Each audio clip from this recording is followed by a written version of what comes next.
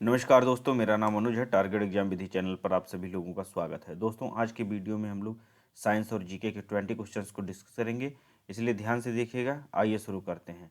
पहला प्रश्न है, निम्नलिखित में से कौन सा रोग प्लाज्मोडियम जाति के परजीवी के कारण होता है। एक सेकंड दोस्तों।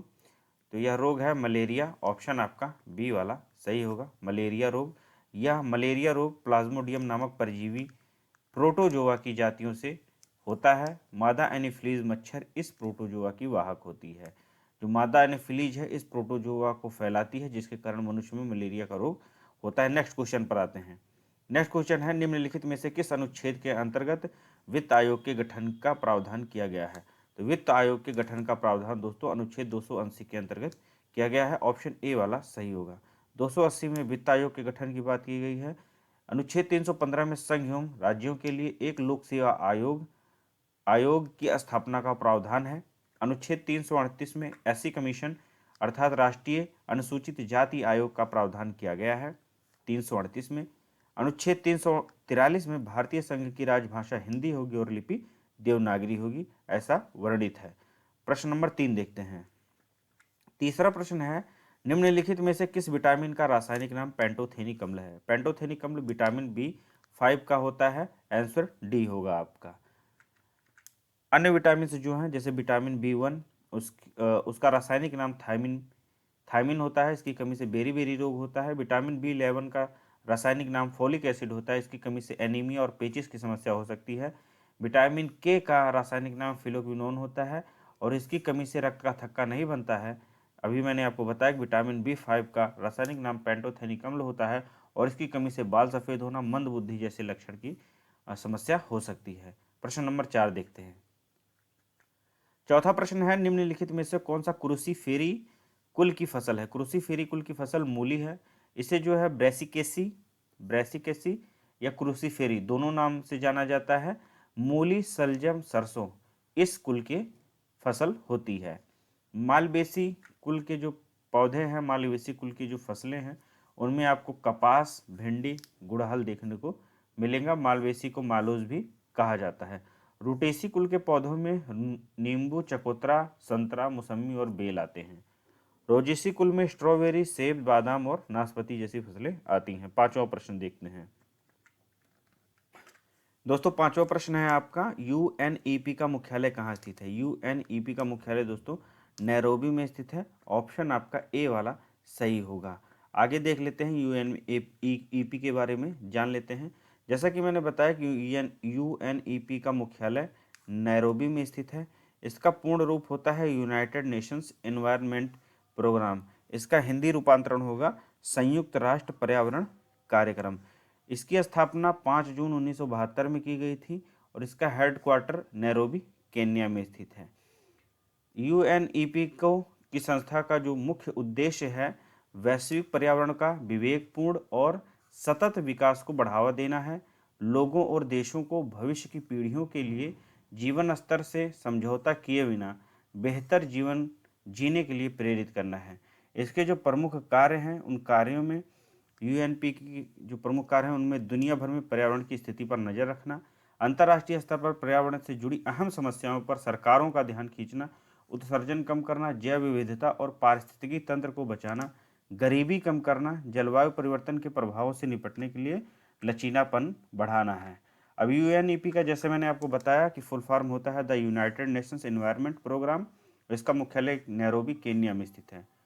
और जो मैंने शहर लिखे थे उनमें उनमें कौन कौन से इंटरनेशनल ऑर्गेनाइजेशन के मुख्यालय स्थित हैं, हेडक्वार्टर स्थित हैं, उनके बारे में जान लेते हैं। जैसे आईईए है, the international atomic energy agency. इसकी स्थापना 29 जुलाई 1957 में हुई थी और इसका मुख्यालय वियना, ऑस्ट्रिया में है।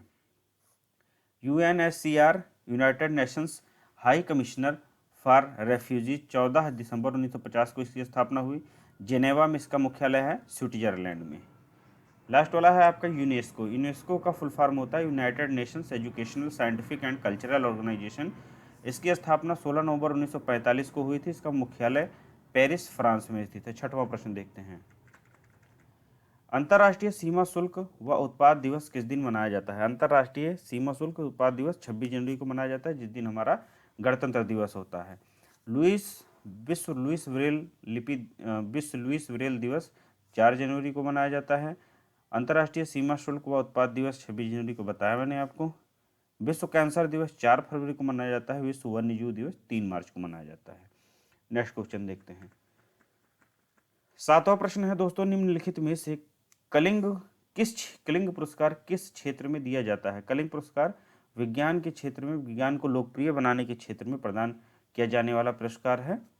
वाचस्पति पुरस्कार संस्कृत साहित्य में उत्कृष्ट योगदान देने पर प्रदान किया जाता है। ग्रैमी पुरस्कार संगीत के क्षेत्र में दिया जाता है और द्रोणाचार्य पुरस्कार खेल प्रशिक्षण क्षेत्र में दिया जाने वाला पुरस्कार है। 8वां प्रश्न है, भारत की सबसे बड़ी सिंचाई नहर कौन सी है? भारत की जो सबसे बड़ी सिंचाई नहर है इंदिरा गांधी नहर है। यह राजस्थान में स्थित है और इसकी लंबाई जो है 650 किलोमीटर है। नेक्स्ट क्वेश्चन पर आते हैं। 9वां प्रश्न। 9वां प्रश्न है, जैव प्रबलीकरण से क्या तात्पर्य है? जैव प्रबलीकरण का मतलब होता है दोस्तों बायो फोर्टिफिकेशन। और इसका जो है तात्पर्य है फसलों की पौष्टिकता के संवर्धन की उत्पादन वृद्धि। ऐसी पद्धति जिसमें फसलों की पौष्टिकता बढ़ाने के लिए कार्य किया जाता है, पौष्टिकता बढ़ाने की, पोषण बढ़ाने की प्रक्रिया का प्रयोग किया जाता है। आगे आइए देख लेते हैं। जैव प्रबलीकरण या बायोफोर्टिफिकेशन खाद्य फसलों के पोषण गुणवत्ता में सुधार करने की प्रक्रिया है। इसके द्वारा ब्रीडिंग की मदद से धान, आलू, बैंगन आदि खाद्य फसलों को अधिक गुणवत्ता युक्त बनाया जाता है ताकि खाद्य संकट से निजात पाया जा सके। 10वां प्रश्न देखते हैं। 10वां प्रश्न है, वह प्रक्रिया जिसके द्वारा संचित पदार्थ शैलों में परिवर्तित हो जाते हैं, इसे लिथिफिकेशन कहते हैं। आइए इसकी परिभाषा जान लेते हैं।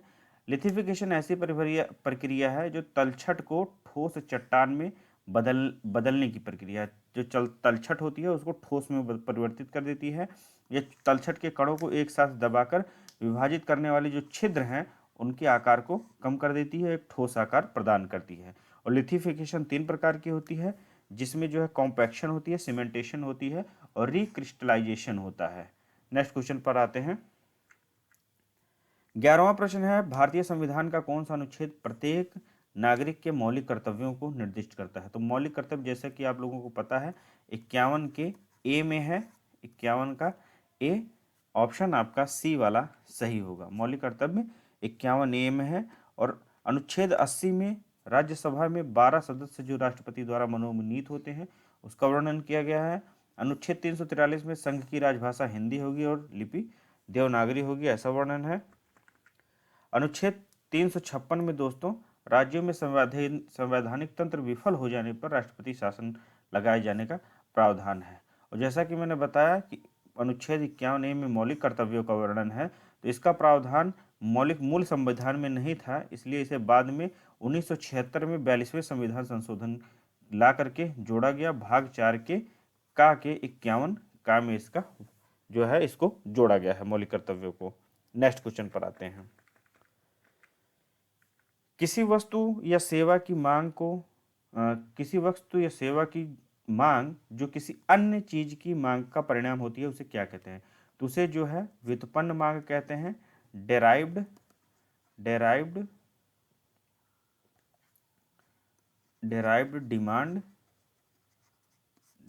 डिमांड कहा जाता है। जब किसी एक वस्तु की मांग से दूसरी वस्तु की सेवा की मांग उत्पन्न होती है तो वह मांग व्युत्पन्न मांग कहलाती है। जैसे मोबाइल की बैटरी, यदि मोबाइल की आवश्यकता है तो बैटरी की आवश्यकता होगी, तो यदि जो है मोबाइल चलाना है और बैटरी की मांग है तो वहाँ पर जो है व्युत्पन्न मांग कहलाएगी।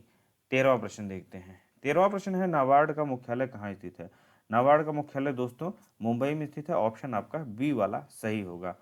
और इसका फुल फॉर्म होता है national bank for agriculture and rural development, अर्थात राष्ट्रीय कृषि तथा ग्रामीण विकास बैंक। इसकी स्थापना 12 जुलाई 1982 को हुई थी। इसका हेडक्वार्टर मुंबई में है। 14 नंबर का प्रश्न देखते हैं। 14 नंबर का प्रश्न है, प्रत्यक्ष किरण और विकिरण के मापन के लिए निम्न में से किसका उपयोग किया जाता है? तो दोस्तों इसमें जो है पायरेलियोमीटर का प्रयोग किया जाता है। पायरेलियोमीटर का प्रयोग किया जाता है जिसे हम लोग हिंदी में सूर्य किरण विकिरण मापी भी कहते हैं। प्रत्यक्ष तो दोस्तों पायरेलियोमीटर सूर्य विकिरण मापी होता है जिसे हम प्रत्यक्ष किरण और विकिरण मापने के लिए प्रयोग करते हैं। ऑप्टोमीटर का प्रयोग नेत्र रोग विशेषज्ञ मरीजों की दृष्टि रोशनी के आकलन के लिए करते हैं। ऑप्टोमीटर का प्रयोग क्रोनोमीटर का प्रयोग समय का सटीक मापन करने के लिए किया जाता है और रेफ्रेक्टोमीटर का प्रयोग अपवर्तनांक सूचकांक के रूप में करते हैं। नेक्स्ट क्वेश्चन है 15वां, अंबुबाची मेला प्रत्येक वर्ष किस राज्य में लगता है? तो अंबुबाची मेला जो है यह असम राज्य में प्रत्येक वर्ष लगता है। असम के गुवाहाटी में कामाख्या माता का जो मंदिर है वहां पर लगता है। याद रखिएगा अंबुबाची मेला असम में लगता है। 16वां प्रश्न है कौन सा एक ऐसा महाद्वीप है जिससे होकर कर्क, भूमध्य और मकर रेखाएं होकर गुजरती हैं? तो यह दक्षिण अफ्रीका है। साउथ अफ्रीका से कर्क, भूमध्य और मकर रेखाएं तीनों होकर के गुजरती हैं। 17वां प्रश्न है निम्नलिखित में से कौन सा अनुच्छेद कानून के समक्ष समानता को प्रदान करता है? तो अनुच्छेद जो 14 है, ऑप्शन ए वाला सही होगा, कानून के समक्ष समानता का अधिकार प्रदान करता है। अनुच्छेद 17 में अस्पृश्यता का अंत है, अस्पृश्यता का, और अनुच्छेद 14 में आपको बताया मैंने कानून के समक्ष समानता का अधिकार है। अनुच्छेद 15 में धर्म, मूलवंश, जाति, लिंग या जन्म स्थान के आधार पर भेदभाव का प्रतिषेध किया गया है। कोई इन आधारों पर किसी से कोई भेदभाव नहीं कर सकता है। अनुच्छेद 18 में उपाधियों का अंत दिया गया है। आपका 18वां प्रश्न है निम्नलिखित में से किस देश को सफेद हाथियों की भूमि कहा जाता है? तो थाईलैंड को सफेद हाथियों की भूमि कहा जाता है। लैंड ऑफ 1000 एलिफेंट्स, 1000 हाथियों की भूमि लाओस को कहा जाता है। लैंड ऑफ व्हाइट एलिफेंट्स, सफेद हाथियों की भूमि थाईलैंड को। लैंड ऑफ 1000 लेक्स, 1000 झीलों का जो देश है फिनलैंड कहलाता है। और लैंड ऑफ मिडनाइट सन, मध्य रात्रि का सूर्योदय, नॉर्वे में होता है, नॉर्वे देश को कहते हैं। नेक्स्ट क्वेश्चन पर आते हैं। 19वां प्रश्न है निम्नलिखित में से कौन सी भूमध्य सागर और अटलांटिक सागर को जोड़ती है? कौन सी जलसंधि या जलडमरू मध्य जलसंधि, कौन सी जलसंधि भूमध्य सागर और अटलांटिक महासागर को जोड़ती है? तो यह जिब्राल्टर जलसंधि है, ऑप्शन आपका बी वाला होगा। यह स्पेन और मोरक्को को अलग करती है और भूमध्य सागर और अटलांटिक महासागर को जोड़ती है। अन्य जो जलसंधियां उनके बारे में जान लेते हैं। जैसे डोबर जलसंधि है, यह ब्रिटेन और फ्रांस के मध्य स्थित है। यह अटलांटिक महासागर जिसकी शाखा इंग्लिश चैनल है और उत्तरी सागर को बीच से जोड़ती है। मक्का जलसंधि हिंद महासागर और प्रशांत महासागर को जोड़ती है, जैसा कि हिंद महासागर में अंडमान सागर भी स्थित है और प्रशांत महासागर में दक्षिण चीन सागर स्थित है। इन दोनों को जोड़ती है और मलय प्रायद्वीप तथा सुमात्रा द्वीप को अलग करती है। हॉर्मुज जलसंधि आपकी ईरान और ओमान को विभाजित करती है, ईरान और ओमान को विभाजित करती है और फ्रांस की खाड़ी और ओमान की खाड़ी को आपस में जोड़ने वाली जलसंधि है हॉर्मुज जलसंधि है। 20वां प्रश्न देखते हैं। 20वां प्रश्न है निम्नलिखित में से किस देश की मुद्रा तुगरिक है? तो दोस्तों तुगरिक मंगोलिया की भाषा मुद्रा है, ऑप्शन ए वाला सही होगा, मंगोलिया। मंगोलिया की राजधानी उलान बटोर है। किर्गिस्तान की राजधानी बिश्केक और मुद्रा सोम है। नेक्स्ट आगे देख लेते हैं। कतर देश की जो राजधानी है दोहा है और इसकी मुद्रा रियाल है। साइप्रस की राजधानी निकोशिया और मुद्रा पाउंड है। दोस्तों ये 20 प्रश्न आपके एग्जाम पॉइंट ऑफ व्यू से बहुत ही महत्वपूर्ण है, एक बार और देख लीजिए आप लोग। इसी तरह के वीडियोस में लेकर आता रहूँगा। मिलते हैं अगले वीडियो में, तब तक के लिए नमस्कार।